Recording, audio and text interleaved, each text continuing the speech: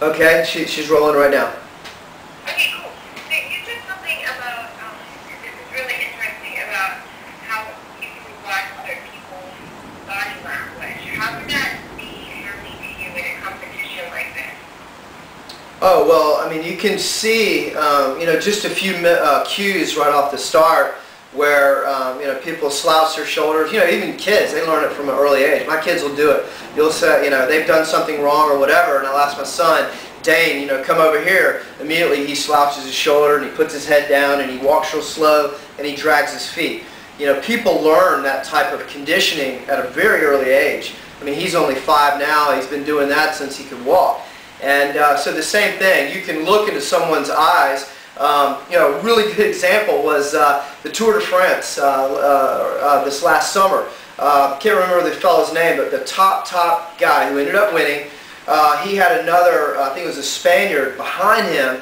They were going up the mountain. They were charging up the mountain, just the most severe, one of the hardest mountain stages. He kept looking back and looking into the eyes of the other competitor. Why would he look back? He's riding a bike. You want to keep your eyes on the road, and you think mental focus on the road. What he was looking at is to see the anguish or the body composure, to see, can I make a run on this guy? Can I stop on the gas? If I do, propelling himself up the hill with the bike, will this guy be able to counter? And that guy held firm, that Spaniard, the whole way, and the other athlete, the biker, was not able to shake him.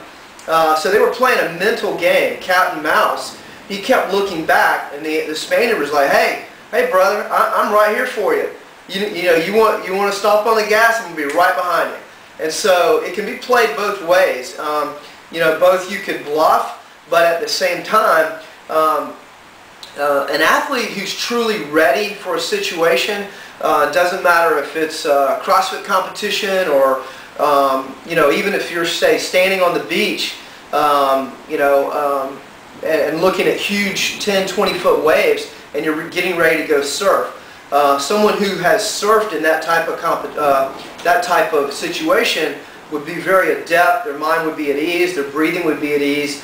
Their shoulders would be back and square to be ready for that type of situation. Where someone who's a newbie who's just picked up a surfboard would be like, you got to be crazy. Their eyes would be wide open.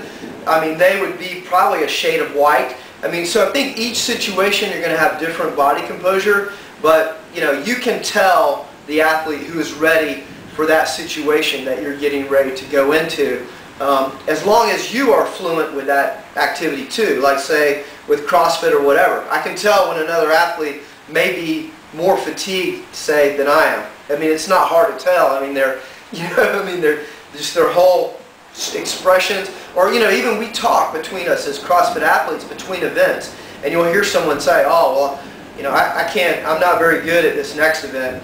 Well, you got to kind of wonder, are they bluffing or what, But sometimes you can kind of pick through things just from their verbal language too, and just say, okay, well, I know this person's not very confident in this next event. I'm going to make sure that I'm more than confident and use that as I'm going into the next competition. How competitive are you? I'm off the scale. Well, you ask my wife. She's right here. What was the question? How competitive am I? Super duper competitive. She had to tell me earlier today. I was checking the leaderboard for the CrossFit Games. Obsessive. And she's like, stop doing that. You're obsessive. So yeah, no, I don't know where that comes from. I just I love to compete. Whatever term you want to use, gamer. I'm just I mean, I'm not going to compete in stuff I'm no good at, but I'll give it a go. But you put me on a trail run, or you put me on a CrossFit comp, or something like that I'm halfway good at. If I'm halfway good at something, I'm there. I'm obviously not going to go play blackjack in Vegas or something. Here's the storm. What's that? Yeah, no, that's the only thing. I've been out for a while. I'm not really a shooter. As far as I'm not on a SWAT team, so I'm not out there like storming buildings and blowing things up or whatever. I mean, I'm not a total klutz or I pick things up pretty quick. You know, as long as they're explained maybe once or twice and I can go through it, I can pick something up pretty quick. I mean, I mean, as far as the physical side, I'm as honed as you're going to find on the planet, especially at my age. On the shooting side, I'm going to be off.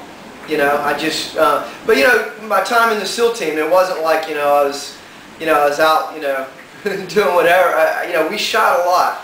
I was, an expert marksman. I think it's probably kind of like riding a bike. It's not something that I'm going to tomorrow forget how to shoot. Will I be, an ace right out of the box? No. So, I think my military skills are off. Just because I haven't done it for a while, and I don't serve as a local SWAT team or FBI or whatever. So I think some other athletes, or I say athletes, some other guys would probably have an edge on me there. But you could put me up against any SWAT guy, any FBI guy that's even, I'll spot them 10 years. And I will go toe to toe with them in ropes, running, trail, mud, you name it. I mean, the physical side, I mean, I'm gonna be hell on wheels to compete with. What about in terms of competing in, because this program has a lot of military elements to it. What skills are you still up on your toes? Climbing, scuba diving, what skills are relative? Yeah, well, I mean, yeah, I've climbed. I mean, this video right now, there's a climbing wall behind me. There's ropes behind me. There's gym rings behind me.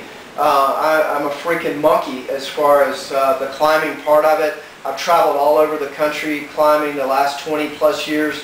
So I think that side of it, anything with rappelling, climbing up buildings, up cargo nets, I'm going to be as good as anybody. I'd be as good as a 22-year-old Ranger at that. I think I'd be confident enough in saying that. So, who would be your favorite person to beat in competition? Like, what time? Like, is it a Ranger? Is it a 22-year-old Ranger? Is it a 22-year-old SEAL? Or yeah, I mean, going up against another SEAL who would be, say a guy who's come out of Afghanistan, who's done like 2 or 3 tours, and he's been home for a year or something, that's going to be a tough guy. I mean, he's going to have all the military skills. He's going to be able to shoot in his sleep. And, as far as the workout stuff, I'm not going to be a pushover, even though I'm 48. I'm not like a 48-year-old who goes and works out at LA Fitness and, I got, ripped abs and chest muscles or whatever. I mean, I can do some crazy stuff working out. And I can run long distance. I run half marathon, trail runs. I'm not the speed demon I was at 19 years old, but I don't quit. You put me on something, I don't quit. So I would say probably competing. All these guys, man, they Marines. I don't know that there would be anyone that I'd like to say beat, so to speak. I mean, all those guys are my brothers. I mean, if I was to come out to LA, the first thing would be a hug and it's like, hey, brother. I mean, that's how we talk to each other. And on the physical side, I think really good.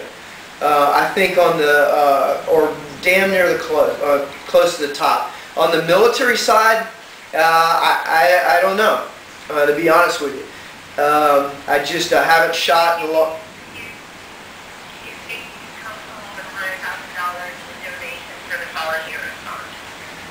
Yeah, I mean, these reality shows are crazy. It's not always the most buff and best looking guy or gal that wins this stuff. I mean, look at Survivor. I mean, things can twist. Things can be turned. I mean, that's the whole thing about being, competitive and being a gamer. It's like you're in the game until, until you're, until